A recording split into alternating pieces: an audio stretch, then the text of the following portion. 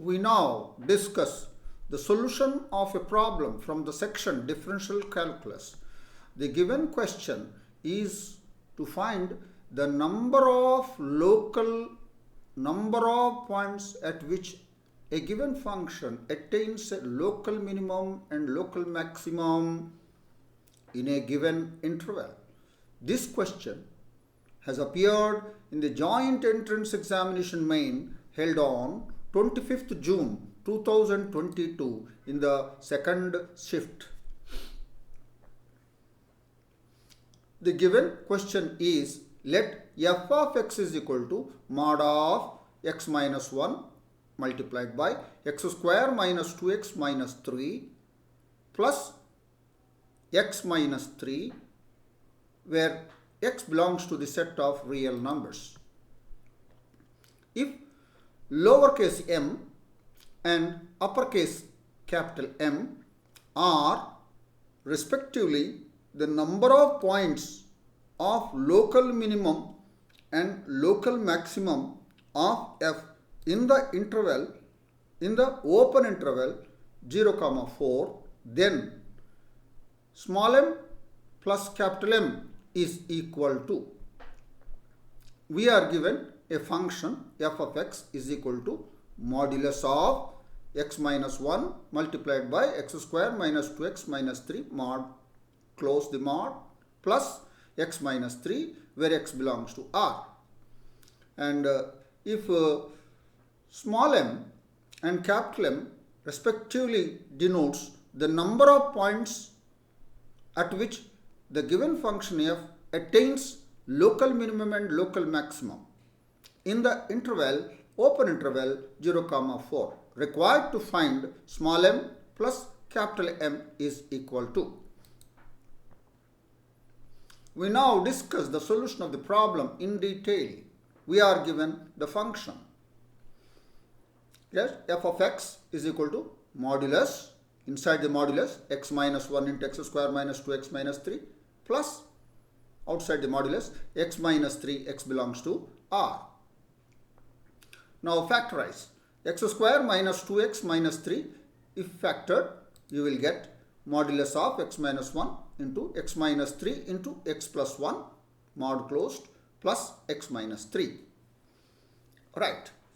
Now observe that these are all polynomials. Polynomials with a modulus. So therefore this function, this entire function f of x is continuous. Why? Because all polynomials are continuous everywhere, including the modulus. Therefore f of x is continuous everywhere on the whole of the real number line. And because it involves modulus, involves x minus 1, x minus 3, x plus 1, therefore there will be steep corners at x is equal to 1 and x is equal to 3, x is equal to minus 1. Therefore, the graph of f of x will have steep corners at x is equal to plus or minus 1 and x is equal to 3. Let us denote x minus 1 into x minus 3 into x plus 1 by g of x. Then the given function becomes modulus of g of x plus x minus 3. We have already noted f of x is continuous everywhere. Why? Because the function involves the polynomials and polynomials are continuous everywhere, and the function involves a modulus. Therefore f of x is continuous everywhere, and the graph of f of x will have steep corners at x is equal to plus or minus 1 and 3, because inside the modulus you have x minus 1 into x minus 3 into x plus 1. Therefore we will have steep corners. The graph will have steep corners at x is equal to plus 1, at x is equal to minus 1, at x is equal to 3. Secondly, now we have to discuss in this interval 0, 4. The function is given on the whole of the real number line. Now we have to discuss in the open interval 0 to 4. In that interval, g of x, x minus 1 to x minus 3 to x plus 1, is greater than or equal to 0 for all x belongs to 0 to 1. You take a convenient point in this 0 to 1, open at 0 end, closed at 1 end, open, take take a convenient point and substitute, you will get greater than or equal to greater than 0. For x is equal to 1, it will be 0. And in 3 to 4, it's again greater than or equal to 0. Do the same thing. So this is what we have observed. G of x is greater than or equal to 0 for all x belongs to this interval 0 to 1 union 3 to 4. And g of x is negative less than 0 for all x in the complement, that is 0, the open interval 0 comma 4 minus 0 1 union 3 4. Then it will be 1 3, the open interval 1 3. Right. So f of x will be equal to mod of g of x. In the interval x belongs to 0 to 1 union 3 to 4, then it is positive. Therefore, the modulus will be without that mod and it is plus. And in x belongs to 1 to 3, open interval 1 to 3, gx is a negative. Therefore, mod gx will be minus of that one plus x minus 3 plus x minus 3 as it is. Agreed. Now, make a simplification. So, x minus 3 is a common factor both in the in both the situations. X minus 3 is a common factor. Then you will get x square into x minus 3 in the first case into multiplied by, and the second one is 2 minus x square into x minus 3 in the second case. Now multiply and write it as a polynomial, and that will be equal to x square into x minus 3 is x cube minus 3x square in this union of intervals, and minus x cube plus 3x square plus 2x minus 3 in the open interval 1 to 3. We continue in the next slide. We have this. For convenience, let us put the first one as p of x, the second one as q of x. That's equal to p of x if x belongs to the union of these intervals, and q of x in the second case if x belongs to 1 to 3, where p of x is the first one and q of x is the second polynomial. Agreed. So what is our goal? Our goal is to find the points at which this function f x attains local minimum and local maximum and count them. Agreed. So to do so, to have the local extrema, first let us take p of x and take its derivative. First, p prime x is equal to 3x square minus 6x. If we equate to 0, then you will get x is equal to 0 and x is equal to 2. Both the points are not in 0 to 1. In 0 to 1 and 3 to 4. Therefore, it's out of the domain. Therefore, we are not interested in them. So there is no need of going for the second derivative, because these critical points are not there in our domains. Agreed. Therefore we take p prime x is equal to 3x square minus 6x, and in the interval 0 to 1, what it will be? It will be negative. Again, I tell you that you take a convenient point, namely half you take, and c substitute here, you will get negative. Therefore, it's negative in this interval, and this is positive in 3 to 4. So now use the first derivative test. Then it will be p of x will be increasing. P of x will be decreasing. Yes, less than 0 means decreasing in the interval 0 to 1. Greater than 0 means increasing in 3 to 4. So that's our conclusion.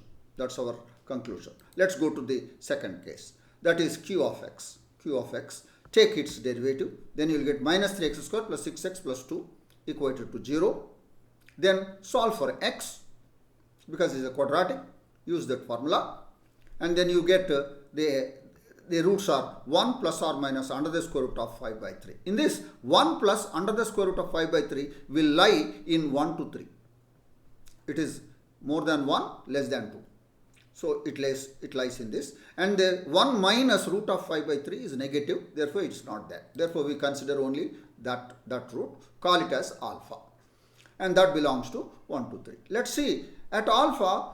Now take the second derivative. Second derivative, q double prime x is equal to minus 6x plus 6, and q double prime at alpha is negative. You can see very easily. Q double prime at alpha, that is 1 plus under the square root of 5 by 3, is negative. Now by the second derivative test, what it will have? Q of x attains maximum at x is equal to alpha in the open interval 1, 2, 3. So the maximum, local maximum, it has attained. So we got local maximum is at one point it has a local maximum. We continue in the next slide. So this is what we have done so far. P of x decreases in 0 to 1 and increases in 3 to 4, and Q of x attains maximum at alpha in the interval 1 to 3. Now we return back to f of x. From P of x, Q of x, we return back to f of x. So Q of x, Q of x attains maximum at x is equal to alpha means Q of x increases in 1 to alpha and attains maximum at alpha and decreases in alpha to 3. Yeah, it attains maximum means what? It increases up to, attains maximum at alpha and decreases in alpha to 3. Now P of x situation we know, Q of x we know, so we go back to f of x. Thus f of x decreases in 0 to 1. Why? P of x decreases in 0 to 1. Agreed. And then then Q of x up to 0 to 1 to alpha, Q of x increases. Therefore f of x increases in 1 to alpha. And alpha to 3, f of x decreases because it decreases. And once you come to 3, then f of x increases. F of x increases. So I will explain once again. F of x decreases in 0 to 1 because P of x decreases in 0 to 1. And Q of x increases at 1 to alpha. Therefore f of x increases at 1 to alpha and decreases in alpha to 3, right? And in 3, and it increases in 3 to alpha. So it increases in 3 to alpha. So what is that? And further, f of x is continuous function. There are no breaks. Agreed. So let's look at that means f of x attains minimum at x is equal to 1 because it decreases up to 1, increases from 1 to alpha. Therefore it attains minimum at x is equal to 1, maximum at x is equal to alpha, which we have already seen, and decreases in alpha to 3 and increases in 3 to alpha. That means it will have minimum at x is equal to 3. So this is illustrated in the diagram. That's your x-axis and y-axis. Agreed. F of x attains minimum at x is equal to 1. At x is equal to 1, f of 1 is minus 2. F of minus 2. And then increases in 1 to alpha. At alpha, it attains maximum. And it decreases in alpha to 3. Yes. And it increases in 3 to 4.